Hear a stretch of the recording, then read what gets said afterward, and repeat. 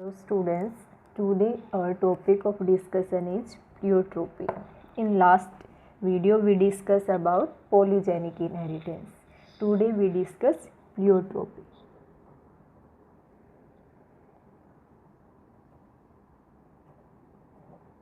Pleiotropy. In our previous video we discussed polygyny, that means more than one character controlled by more than one gene.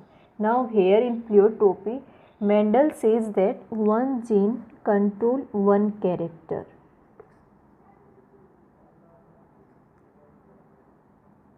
But in pleiotropy, it says that one gene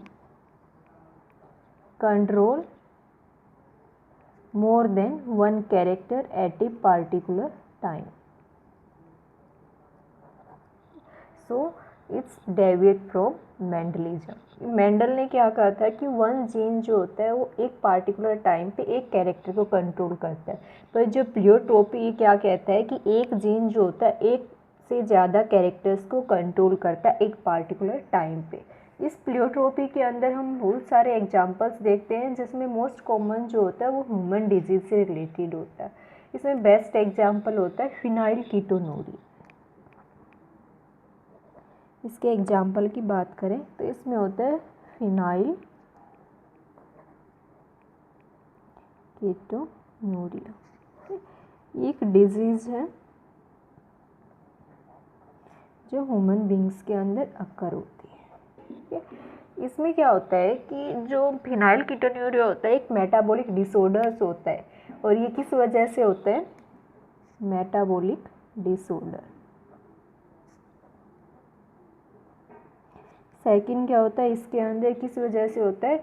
autosomal recessive condition.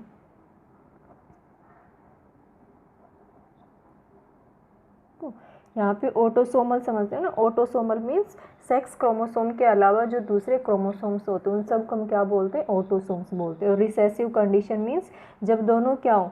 Homozygous recessive, दोनों small forms में होंगे तो वो क्या होते हैं? Autosomal recessive condition. तो जब ये दोनों ये ऑटोसोमल रिसेसिव कंडीशन होगी किसी पर्सन के अंदर तो उसके अंदर क्या होगा? फिनाइलकीटोन्यूरिया डिजीज अकर होगी. ठीक है, अब हम बात करते हैं इस डिजीज़ के बारे में कि कैसे अकर होती है. ठीक है, तो ये जो फिनाइलकीटोन्यूरिया डिजीज़ होती है इसके लिए जो जीन होता है वो क्रोमोसोम नंबर 12 पे प्रेजेंट होता है. क्रोमोसोम नंबर 12 पे क्या होता है? कैपिटल पी और इसका जो अल्टरनेट होता है अलील स्मॉल पी. ये दोनों कहाँ प्रेजेंट होते हैं? ह्यूमन बींग्स के अंदर क्रोमोसोम नंबर 12 पे प्रेजेंट होते हैं. ठीक है, अब किसी पर्सन के अंदर अगर दोनों कैपिटल पी प्रेजेंट है तो मीन्स वो पर्सन नॉर्मल है. और जो पी होता है यहाँ पे वो किसको रिप्रेजेंट कर रहा है? ये जो पी है वो एक एंजाइम्स को रिप्रेजेंट कर रहा है जिसको हम बोलते हैं phenyl alanine hydroxylase. Phenyl alanine hydroxylase. यहाँ पे फिनाइल एलानिन क्या है? ये एक टाइप के अमीनो एसिड्स हैं. फिनाइल और एलानिन ये दोनों अमीनो एसिड्स हैं और हाइड्रोक्सिलेज क्या है? एंजाइम है जो इनको ब्रेक डाउन करता है. ठीक है, तो यहाँ पे जो पी है जो जीन क्रोमोसोम नंबर 12 पे प्रेजेंट है वो जीन किसको रिप्रेजेंट? देखो हमें पता है जीन किस फॉर्म में खुद के एक्सप्रेस करते हैं? प्रोटीन की फॉर्म में एक्सप्रेस करते हैं. और जो प्रोटीन्स होते हैं वही क्या होते हैं एक्चुअल में? प्रोटीन से क्या बनते हैं? एंजाइम्स बनते हैं. तो जो ये एंजाइम होता है फिनाइल एलानिन हाइड्रोक्सिलेज किससे सिंथेसाइज होता है? जीन जो होता है क्रोमोसोम नंबर 12 पे पी जीन उससे सिंथेसाइज होता है. ठीक है, अब क्या होता है कि किसी पर्सन के अंदर अब हम दोनों कंडीशंस की बात करेंगे, नॉर्मल कंडीशंस और डिजीज कंडीशंस. सबसे पहले हम नॉर्मल कंडीशन की बात करते हैं. ठीक है, जैसे हमने बात की क्रोमोसोम नंबर 12 पे पी जीन प्रेजेंट है कैपिटल. ठीक है, जो किसको रिप्रेजेंट कर रहा है? किसको फॉर्म कर रहा है? फिनाइल एलानिन हाइड्रोक्सिलेज एंजाइम को फॉर्म कर रहा है. ठीक है, जो ये एंजाइम्स होता है फिनाइल एलानिन हाइड्रोक्सिलेज, ये जो एंजाइम होता है ये क्या करता है? जो हमारी बॉडी के अंदर फिनाइल एलानिन होता है उसके डाइजेशन में उसके मेटाबॉलिज्म में हेल्प करता है. Help in metabolism of phenyl alanine. और फिनाइल एलानिन क्या है? एक टाइप का अमीनो एसिड्स है जो प्रोटीन की फॉर्म, प्रोटीन किससे मिलके बनता है? अमीनो एसिड से। और प्रोटीन हम क्या लेते हैं? डाइट के थ्रू लेते हैं। तो हमारी डाइट के थ्रू जब ये बॉडी के अंदर जाता है फिनाइल एलानिन, तो उसको डाइजेस्ट करने का काम करता है फिनाइल एलानिन हाइड्रोक्सिलेज एंजाइम। तो हमारी बॉडी के अंदर जब ये कैपिटल पी जो फॉर्म है वो प्रेजेंट है क्रोमोसोम नंबर 12 पे, तो ये जो एंजाइम्स है वो बॉडी सिंथेसाइज करेगी और जो हमारी बॉडी के अंदर फिनाइल एलानिन जो हमने अपटेक किया है उसको बॉडी मेटाबोलाइज करेगी, डाइजेस्ट करेगी और किस में कन्वर्ट कर देगी? फिनाइल एलानिन को टायरोसिन में, जो क्या एक दूसरे टाइप का अमीनो एसिड है। ठीक है। और फिर जो टायरोसिन है वो क्या फॉर्म करता है बॉडी के अंदर? मेलानिन पिगमेंट फॉर्म करता है। जो किसके लिए? एक टाइप से हमारी बॉडी के कलरिंग के लिए रिस्पॉन्सिबल होता है। ये समझ में आया कि फिनाइल एलानिन हाइड्रोक्सिलेज क्या करेगा? फिनाइल एलानिन को टायरोसिन में कन्वर्ट करेगा और टायरोसिन जो होता है वो किसकी फॉर्मेशन करता है? मेलानिन पिगमेंट की फॉर्मेशन करता है। ठीक है। तो इस प्रकार क्या होता है बॉडी के अंदर प्रॉपर जो होती है मैकेनिज्म डाइजेशन चलता रहता है इसका। ये थी हमारी बॉडी के अंदर नॉर्मल कंडीशन हो जब किसी पर्सन की बॉडी के अंदर या तो दोनों कैपिटल्स फॉर्म हो उसकी या फिर एक कैपिटल और एक स्मॉल फॉर्म हो, तो जो जीन है वो नॉर्मली फंक्शन करेगा। ठीक है। अब सेकंड कंडीशन की बात करते हैं। सेकंड कंडीशन में क्या होता है कि जो हमारी बॉडी के अंदर क्या हो जाए, जो कैपिटल जीन क्रोमोसोम नंबर 12 पे जो कैपिटल जीन है पी, इसकी एक अल्टरनेट फॉर्म क्या है? Small P. ये जो इसकी कैपिटल फॉर्म है जीन जो खुद को एक्सप्रेस कर रही है, इसके अंदर म्यूटेशन हो जाए, मतलब किसी वजह से डैमेज हो जाए कैपिटल पी जो है। अब कैपिटल पी जब डैमेज हो जाता है तो क्या बच गया पीछे? Only small P. जब स्मॉल पी खुद को एक्सप्रेस करता है तो जो हमारे पास फिनाइल एलानिन हाइड्रोक्सिलेज जो एंजाइम होता है वो सिंथेसाइज नहीं हो पाता। अब एंजाइम सिंथेसाइज नहीं होगा तो क्या होगा? जो फिनाइल एलानिन का मेटाबॉलिज्म था बॉडी के अंदर वो स्टॉप हो जाएगा और फिनाइल एलानिन का डिपोजिशन जो है इंक्रीज होना स्टार्ट हो जाएगा बॉडी के अंदर। अब फिनाइल एलानिन के डिपोजिशन की वजह से बॉडी का क्या होगा? बॉडी कुछ स्पेसिफिक कैरेक्टरिस्टिक्स शो करेगी जिसको हम बाहर से देखते हम क्या बोलते हैं? इस पर्सन को ये पार्टिकुलर डिजीज अकर हो गई। ठीक है। तो कैरेक्टरिस्टिक्स जो हमारी बॉडी क्या करेगी? फिनाइल एलानिन के डिपोजिशन की कंडीशन में शो करेगी। ठीक है। तो फर्स्ट क्या करेगी? हमारे जो ब्रेन का डेवलपमेंट है वो इम्पैक्ट होगा।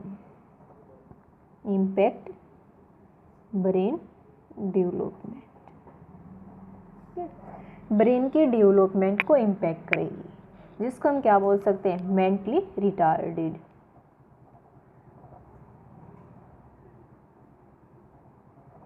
सेकेंड कंडीशन क्या हो सकती है? अब कोई भी चीज़ डिपॉजिट होगी तो फिल्ट्रेशन पे इम्पैक्ट करेगा, तो मीन्स किडनी को इम्पैक्ट कर सकती है।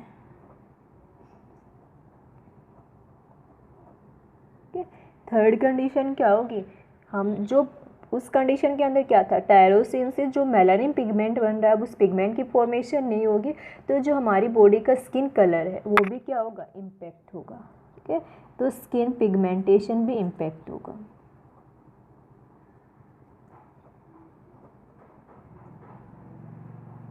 तो ये क्या थे? ये कुछ कैरेक्टरिस्टिक्स है जो एक जीन की डेफिशिएंसी की वजह से हमारी बॉडी इम्पार्ट करती है।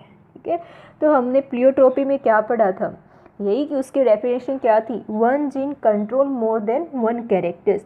तो यहाँ पे जीन क्या है? कैपिटल पी एक जीन है और वो किसको कंट्रोल कर रहा है? एक से ज़्यादा कैरेक्टर्स को। कौन कौन से कैरेक्टर्स को? ब्रेन डेवलपमेंट को, किडनी को इम्पैक्ट कर रहा है, फिल्ट्रेशन को, स्किन पिगमेंटेशन को, एक से ज़्यादा कैरेक्टर को कंट्रोल कर रहा है। तो ये किसका एग्जाम्पल है? प्लियोट्रोपी का। अंडरस्टैंड? ठीक है। तो ये इंपॉर्टेंट है, फिनाइल कीटोन्यूरिया याद रखना, इसको अच्छे से पढ़ लेना। ठीक है। नेक्स्ट हम बात करते हैं नेक्स्ट टॉपिक की, लीदल जीन। नेक्स्ट टॉपिक जो हम डिस्कस करते हैं वो क्या है? लीदल जीन।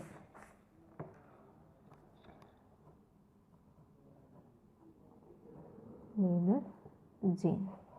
ठीक है। जो लीदल जीन क्या होता है? देखो हमारी बॉडी के अंदर क्या होता है? कुछ ऐसे जीन्स होते हैं जो हमारी बॉडी की फंक्शनिंग के लिए एसेंशियल होते हैं। ठीक है। For body functioning some genes are essential, कि हमारी बॉडी के फंक्शनिंग के लिए कुछ जीन बहुत ज़्यादा असेंशियल होते हैं, ठीक है। और जब इन असेंशियल जीन के अंदर म्यूटेशन हो जाता है, मीन्स असेंशियल जीन किसी वजह से डिस्ट्रॉय हो जाते हैं, तो उन जीन को हम बोलते हैं लीदल जीन, ठीक है। जो ये असेंशियल जीन है, जब इनके अंदर म्यूटेशन हो जाता है, तो म्यूटेशन की वजह से जब ये असेंशियल जीन डिस्ट्रॉय हो जाते हैं, तो वो किस में कन्वर्ट हो जाते हैं, लीदल जीन के अंदर कन्वर्ट हो जाते हैं, ठीक है। यहाँ पे हमें एक चीज़ याद रखनी है कि जो लीदल जीन होते हैं वो कभी भी होमोजाइगस डोमिनेंट फॉर्म में एग्जिस्ट नहीं करते, ठीक है। क्योंकि देखो, अगर हमारे पास एक कैपिटल पी है, सपोज करते हैं कि एक कैपिटल पी है, एक स्मॉल पी है, ठीक है, तो यहाँ पे जो कंडीशन होगी, कोई भी पर्सन होगा उसको हम क्या बोलेंगे, कैरियर बोलेंगे, ठीक है। कैरियर मतलब उसके अंदर वो डिजीज है, पर वो डिजीज खुद को एक्सप्रेस नहीं कर पाती, ठीक है, और एक्सप्रेस नहीं करने की वजह से उसको ट्रांसमिट कर सकता है उस नेक्स्ट जनरेशन के अंदर, पर वो डिजीज़ उसके अंदर एक्सप्रेस नहीं होगी, ठीक है, तो वो होता है कैरियर। और जो लीदल जीन होते हैं वो क्या होते हैं, डबल डोमिनेंट होना चाहिए। जैसे कैपिटल पी कंडीशन है, तो वो पर्सन क्या होगा, डिजीज होगा, ठीक है, उसके अंदर क्या होगा, लीदल जीन होगा, ठीक है। और अगर दोनों स्मॉल पी है तो क्या है, नॉर्मल कंडीशन है, ठीक है। तो तुम्हें यहाँ पे ये टर्म्स हमेशा याद रखनी है कि जैसे लीदल जीन की कंडीशन में क्या होता है कि जो हमारे पास होमोजाइगस डोमिनेंट जो जीन होगा, लीदल जीन, वो कभी भी सर्व नहीं कर पाएगा वो पर्सन, क्योंकि हमारी बॉडी के लिए असेंशियल जीन था, ठीक है। उस असेंशियल जीन की दोनों कॉपीज़ के अंदर म्यूटेशन हो गया, अब सभी के अंदर म्यूटेशन हो गया दोनों कॉपी के अंदर, वो पर्सन सर्वाइव नहीं कर पाएगा। पर अगर इस कंडीशन के अंदर देखो, एक के अंदर म्यूटेशन, एक नॉर्मल कॉपी है, तो पर्सन के अंदर वो डिजीज़ है, पर वो डिजीज़ खुद को एक्सप्रेस नहीं कर पाएगी, तो उस पर्सन को हम क्या बोलेंगे, कैरियर बोलेंगे। अब जब दोनों नॉर्मल है, कोई म्यूटेशन नहीं है, तो वो पर्सन ईजिली सर्वाइव कर पाएगा, ठीक है। तो लीदल जीन जो होता है, इसके अंदर तुम जब इसका क्रॉस बनाते हो, ठीक है, सपोज कर लेते हैं, कोई भी क्रॉस बना लेते हैं, ठीक है, capital P small P, capital P small P, ठीक है। जैसे हम मान लेते हैं कि ये माउस कलर मान लेते हैं, ठीक है, माउस कलर के लिए मान लेते हैं। वैसे एग्जाम्पल दे रही हूँ मैं, ठीक है, तुम अपनी बुक में से अगर कोई एग्जाम्पल दे रखा हो तो उसको स्टडी कर लेना, ठीक है। तो हम जैसे मान लेते हैं यहाँ पे जो है, जो ये कैपिटल पी है, ये किसके लिए मान लेते हैं हम, क्या मान लिया, आर मान लेते हैं, चलो, ठीक है। थोड़ी सी नाइंसाफ़ी हो जाएगी, रेड कलर कहाँ होता है माउस का, है ना, थोड़ा सा कैपिटल वाई स्मॉल वाई, ठीक है, और कैपिटल वाई स्मॉल, ये मान लेते हैं, ठीक है। यहाँ पे वाई जो होता है यहाँ पे येलो कलर के लिए मान लेते हैं, ठीक है, और जो हमारे पास स्मॉल वाई है वो हम ब्राउन कलर के लिए मान लेते हैं, ठीक है। ये हम किसकी, माउस कलर की स्टडी करें, कैपिटल वाई येलो कलर को रिप्रेजेंट कर रहा है और स्मॉल वाई जो होता है वो ब्राउन कलर को रिप्रेजेंट कर रहा है, ठीक है। तो अब हमारे पास क्या है, capital Y small Y, capital Y small Y, तो यहाँ पे क्या है, येलो कलर होगा माउस का, यहाँ पे भी क्या होगा, येलो, क्योंकि वाई क्या है यहाँ पे, डोमिनेंट है, ठीक है। तो जैसे हम इसकी क्या बनाएंगे, क्रॉसिंग करवाएंगे, ठीक है, एक कैपिटल वाई एक स्मॉल वाई, दूसरी तरफ भी क्या करेंगे, एक कैपिटल वाई एक स्मॉल वाई, ठीक है। ये कैपिटल वाई है, capital Y capital Y, capital Y small Y, capital small, दोनों स्मॉल। देखो अब हमें पता है कि नॉर्मल कंडीशन में तो हमारे पास फिनोटिपिक रेशियो क्या आना चाहिए, 3:1, है ना, फिनोटिपिक रेशियो क्या आना चाहिए, 3:1, क्योंकि यहाँ पे क्या है, कैपिटल वाई 3 के पास, तो 3 क्या है, येलो है, और 1 क्या है हमारे पास, ब्राउन है, ठीक है। ये नॉर्मल कंडीशन में रेशियो आना चाहिए, पर लीदल जीन की कंडीशन में ये जो रेशियो होता है चेंज हो जाता है, किसके अंदर, 2:1 के अंदर, क्योंकि अभी हमने डिस्कस किया कि जिस पर्सन के पास डिजीज़ वाले दोनों डोमिनेंट जीन हो जाते हैं, वो पर्सन या फिर वो कोई भी ह्यूमन बींग्स, इंसेक्ट, मैमल जो है वो सर्वाइव नहीं कर पाएगा। तो ये जो होता है, ये क्या होता है, इन्फेंट स्टेज में इसकी डेथ हो जाती है, कि जब मदर की वोम जो होती है उसके अंदर ये जब फिटस होता है तो वहीं पे इसकी डेथ हो जाती है। तो हमें जब ऑफस्प्रिंग्स जो होते हैं ये सर्वाइव नहीं करेगा, सिर्फ ये 3 कंडीशंस मिलती है, ठीक ठीक है। तो वहाँ पे जो रेशियो होता है वो चेंज हो जाता है 2:1 में। किसकी वजह से? लीदल जीन की वजह से। हमेशा याद रखना कि लीदल जीन में जो डोमिनेंट होते हैं उनकी क्या होती है, वोम के अंदर ही डेथ हो जाती है। ये जो हम मतलब कभी भी ये रेशियो जो होता है, इस टाइप के जो ऑफस्प्रिंग्स होते हैं वो सर्वाइव नहीं करते। सिर्फ ये जो होते हैं हेटेरोजाइगस कंडीशन और रिसेसिव वाले सर्वाइव करते हैं लीदल जीन के अंदर। ये हमेशा याद है, और किसी के अंदर नहीं, सिर्फ लीदल जीन की बात कर रहे हैं, ठीक है। तो इसके अंदर हमें क्या रेशो मिलता है? 2:1। 2 जो होते हैं येलो, वो भी किस कंडीशन में? हेटेरोजाइगस कंडीशन में मिलते हैं, और 1 क्या होता है? रिसेसिव होता है, ठीक है। तो इसलिए यहाँ पे क्या होता है कि जो डोमिनेंट फीटस होता है वो उसकी डेथ हो जाती है, ठीक है। So that's for today. Next time we will meet with something new. Till then stay healthy and stay safe. Thank you.